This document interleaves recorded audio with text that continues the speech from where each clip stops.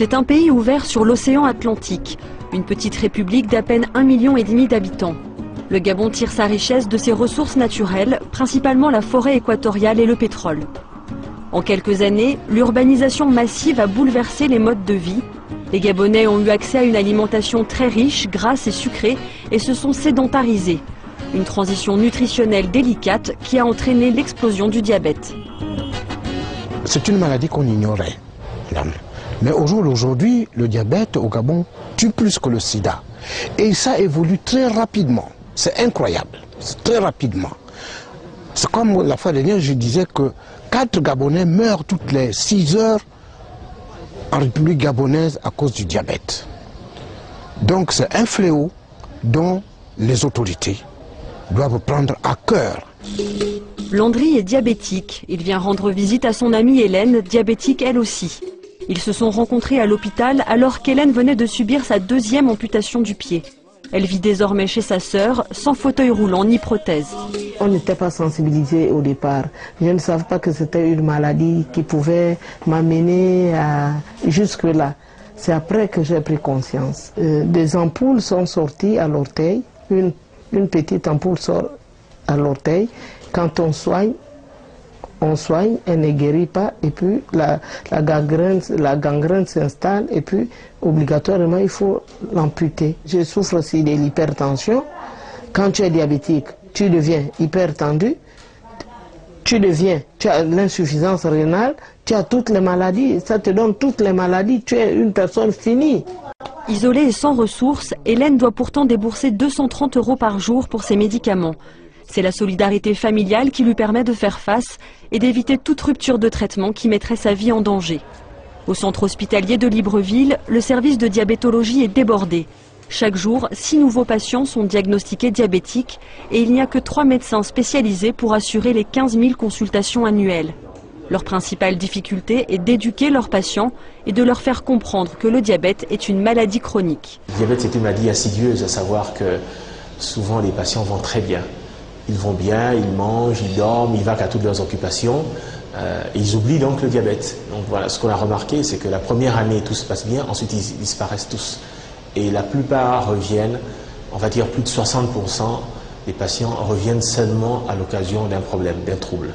C'est le cas d'Odette. Elle a été amputée quelques jours plus tôt pour avoir négligé un panari. Le samedi, j'ai constaté que de l'eau sortait. Oui.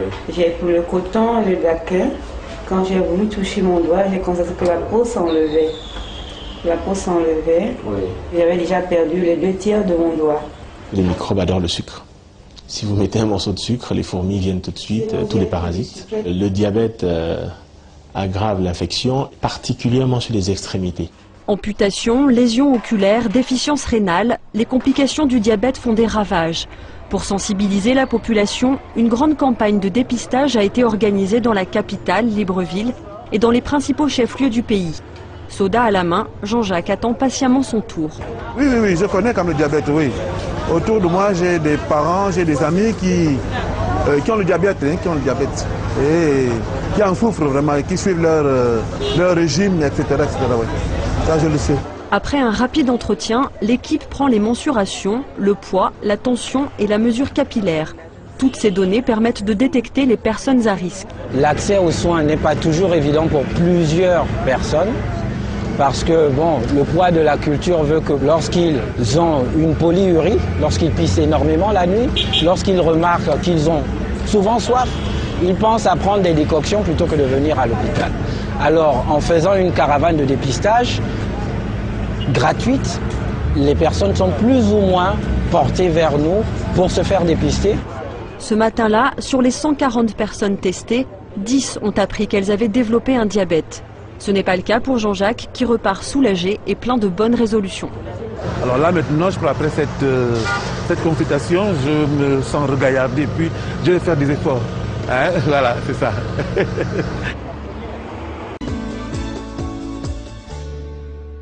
Le diabète adulte, également appelé diabète de type 2 ou diabète du sujet gras, est une maladie métabolique due en fait à une mauvaise utilisation des cellules musculaires du sucre circulant dans le sang. les cellules musculaires deviennent inaptes à pouvoir ingérer et consommer le sucre, d'où une hyperglycémie, un taux de sucre élevé dans le sang et les manifestations cliniques du diabète. Le diabète de l'adulte survient très souvent, dans la majorité des cas, après de longues années de surpoids ou d'obésité. En effet, ce sont les personnes en surpoids ou obèses qui, à long terme, vont développer un syndrome métabolique qui, à terme, entraîne le diabète de type 2. C'est-à-dire que le corps, le muscle principalement, n'arrive plus à se débarrasser du sucre dans le sang. Et le sucre qui reste élevé dans le sang va être délétère. Le diabète de type 2 touche environ 3 millions de personnes. Et c'est un chiffre qui va croissant, qui augmente sans cesse. 6 personnes dans le monde meurent chaque minute du diabète et de ses complications.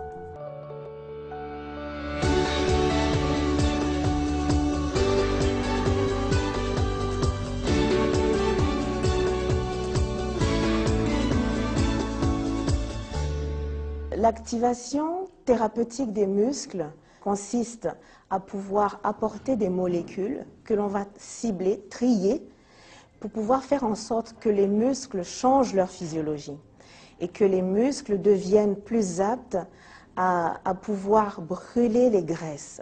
D'activer artificiellement les muscles va permettre de rendre les muscles semblables aux muscles des sportifs.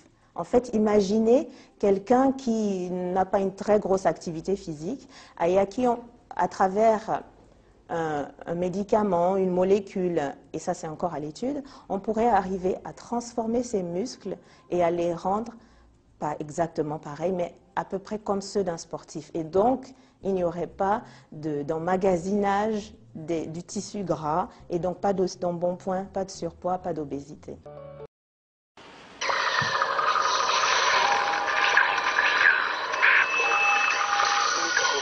Caroline Lachowski.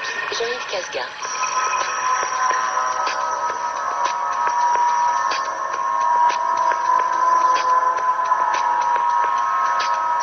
Microméga Suite, bienvenue à tous ceux qui nous rejoignent pour cette spéciale dédiée aux femmes de science, où nous allons maintenant découvrir 3 nouveaux visages de la science de demain, avec nos invités, toutes 3 lauréates 2010 des bourses internationales de la Fondation L'Oréal UNESCO pour les femmes et la science.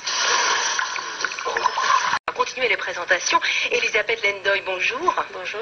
Alors vous venez du Gabon et vous travaillez sur de nouvelles voies thérapeutiques pour comprendre et mieux traiter les mécanismes du diabète. Oui, pour surtout lutter contre la survenue du diabète de type 2. Qui est le diabète communément appelé le diabète du sujet gras de l'adulte et qui survient souvent après une assez longue période de surpoids ou d'obésité. On va y venir. Alors, Elisabeth Lendoy, cette bourse pour vous, c'est quoi? Une consécration, une ouverture sur le monde, mais le monde scientifique, et une reconnaissance de pouvoir et une aide aussi. Parce qu'à travers elle, avant cette semaine qui vient de s'écouler, je n'avais pas mesuré ce que ça pouvait représenter réellement. Mais au-delà de l'aspect financier que ça peut représenter et qu'on peut toujours voir au prime abord, vraiment cette bourse de L'Oréal est surtout une ouverture vers une carrière scientifique de haut vol. Et puis vous nous disiez que du coup vous vous rencontrez toutes, vous venez d'un tas de pays différents de la planète et il y a une sorte d'émulation entre vous. Exactement.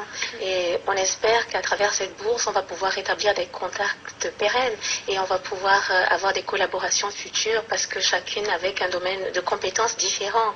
Et ces collaborations futures pourront aboutir, on espère, à de très bonnes choses. Vous écoutez Microméga sur RFI spécial Femmes de Science avec nos 3 invités, 3 jeunes chercheuses qui viennent de recevoir chacune une bourse internationale. Alors Elisabeth Lendoy, vous venez du Gabon et vous êtes en ce moment accueillie pour vos recherches à l'université de Sophia Antipolis à Nice, au département de physiologie. En fait, il s'agit d'une unité INSERM, donc de recherche, axée sur la recherche médicale et qui regroupe donc au sein de cette unité, différentes équipes dévolues aux maladies métaboliques. Comme le diabète, Voilà. que vous étudiez, sur lequel vous travaillez. Exactement. Donc, il ne s'agit pas d'un département de physiologie, mais d'un laboratoire qui relevant de l'INSERM et qui est spécialisé dans les adaptations moléculaires des maladies métaboliques. Et de formation, vous êtes médecin? Je suis médecin de formation. J'ai fait mes études médicales à la faculté de médecine de l'université Cheikh Anta Diop de Dakar. Alors dites-moi si je me trompe, mais moi les notes que j'ai indiquent qu'au Gabon, il y a 3 nouveaux cas de diabète par jour. Dans le monde, chaque minute, 6 personnes en meurent, directement ou indirectement, parce que parfois il y a des complications. Au total, il y aurait à peu près 4 millions de décès par an, et quand on fait une projection, d'ici 2025, on pourrait atteindre 380 millions de victimes du diabète. Oui. C'est énorme. C'est énorme. Donc c'est pas un petit sujet que vous traitez et que vous abordez. Non, pas du tout. L'OMS parle d'épidémie, voire même d'endémie mondiale. Parce que si l'on remonte à 10 ou 20 ans, le diabète de type 2 était plutôt l'apanage des pays industrialisés dits riches. C'est le diabète gras, là, c'est ça? Le diabète gras. Parce que 80% étaient obèses, en fait. Voilà, c'est ça. à cause essentiellement de l'hygiène de vie médiocre. Précisément la sédentarité et l'alimentation hypercalorique, notamment les fast-foods. Donc mangez moins et faites du sport. Essentiellement, en fait, le secret, la finalité, c'est celle-là. Si tout le monde faisait du sport, et quand on parle de sport, une activité physique modérée, 30 minutes de marche rapide quotidienne suffisent largement, une étude américaine l'a démontré, à pouvoir faire en sorte de ne pas développer un surpoids et une obésité. Donc cette obésité, ce surpoids, ce diabète, ça touche plus aujourd'hui les pays du Sud qu'autrefois, et notamment l'Afrique. Ça touche également un peu plus, non, parce que les pays riches en souffrent toujours autant, peut-être même plus. Ça s'est élargi finalement à toute la planète, en fait. Exactement. Parce qu'au niveau des pays en développement, comme dans le cas du Gabon, on est arrivé à une dualité entre les milieux urbains et les milieux ruraux. Dans les milieux urbains, les populations vivent de plus en plus un mode de vie à l'occidental. Sédentaire et à manger gras. Hypercalorique et surtout très gras. À l'inverse des milieux ruraux où le mode de vie est encore assez pénible et surtout l'activité du fait des travaux champêtres et manuels permet de balancer et donc dans les villes, les milieux urbains, comme vous l'avez dit, il y a 3 cas de diabète diagnostiqués au Gabon par jour et ça ne tient pas compte de la population qui a plus de difficultés à avoir accès aux soins.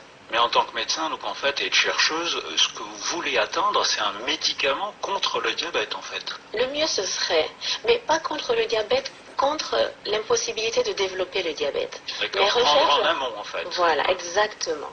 En fait, mes recherches ciblent un récepteur nucléaire qu'on appelle PPAR bêta, pour Peroxisome Proliferator Activated Receptor bêta.